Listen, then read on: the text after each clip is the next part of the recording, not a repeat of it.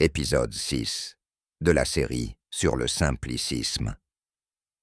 La notion d'accestance, la vérité simple, rendue accessible à tous.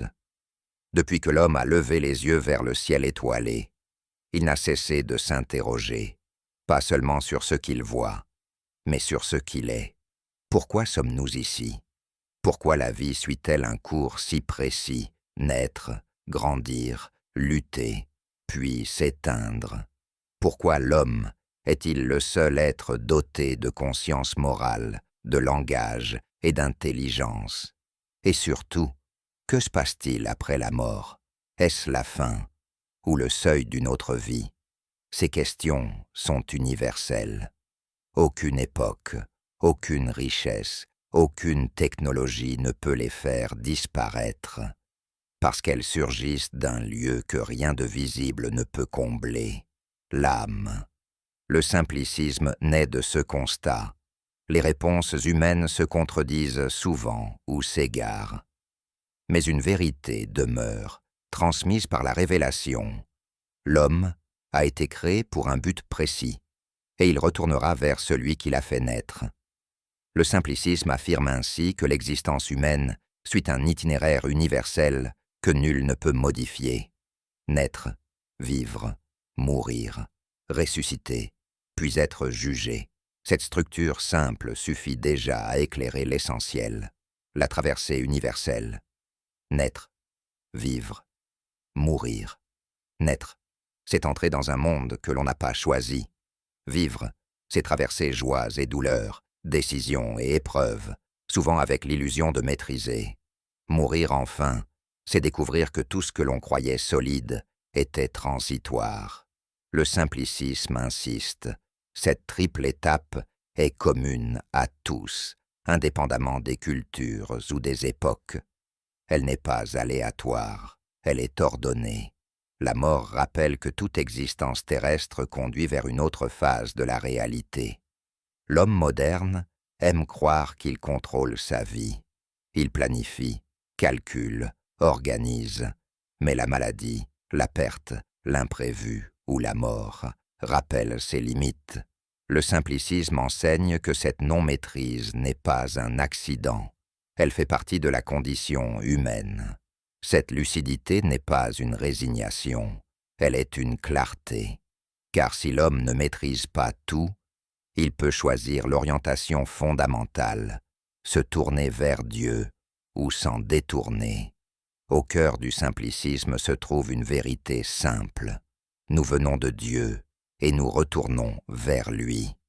Le monde n'est pas un accident. L'homme n'est pas un produit du néant. L'existence est un parcours orienté. La vie terrestre n'est pas une finalité.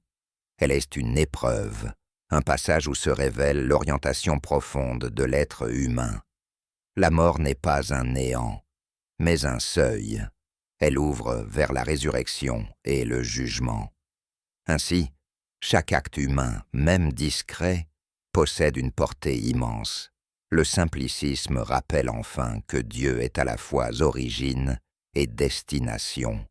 Cette vérité donne à la vie son axe vertical, origine sacrée, épreuve morale, retour inévitable.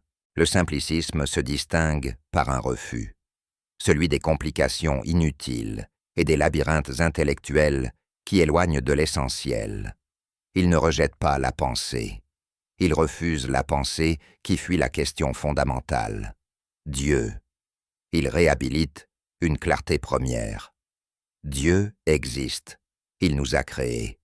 Notre vie est une épreuve, et nous serons ramenés vers lui. Le simplicisme critique aussi l'agnosticisme qui suspend la recherche, car ignorer volontairement la question de l'origine et de la destinée revient à refuser de regarder ce qui fonde l'existence. C'est ici qu'intervient la notion d'accestance, le miracle par lequel Dieu rend sa vérité accessible à chacun. Selon le simplicisme, la vérité n'est pas réservée à une élite. Elle est offerte à tous, par des voies multiples, selon la condition de chacun, l'intuition, la réflexion, la beauté ou l'épreuve. Il existe ainsi deux grandes voies vers la foi du cœur et la foi éclairée. Certains croient par évidence intérieure. Ils reconnaissent sans construire un raisonnement complexe. Leur cœur perçoit et s'incline. Cette foi est souvent stable parce qu'elle s'enracine dans une lumière intérieure. D'autres avancent par l'intelligence. Ils observent le monde, méditent, étudient et réfléchissent. Leur foi devient une adhésion lucide. Ces deux voies convergent. Elles montrent que Dieu ouvre plusieurs chemins vers lui. Cependant, le simplicisme rappelle que tous n'ont pas le même degré de conscience. La profondeur de la foi dépend de la lucidité et de l'humilité. Si la vérité est accessible, elle n'est pas imposée. Certains la refusent.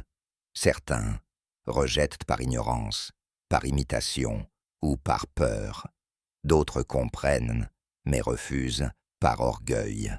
Le simplicisme souligne que le véritable aveuglement n'est pas celui des yeux, mais celui du cœur. La foi n'est pas seulement un raisonnement, elle est aussi une lumière intérieure. Certains reconnaissent la vérité spontanément, d'autres restent fermés malgré la clarté. Ainsi, l'aveuglement le plus grave est celui du cœur.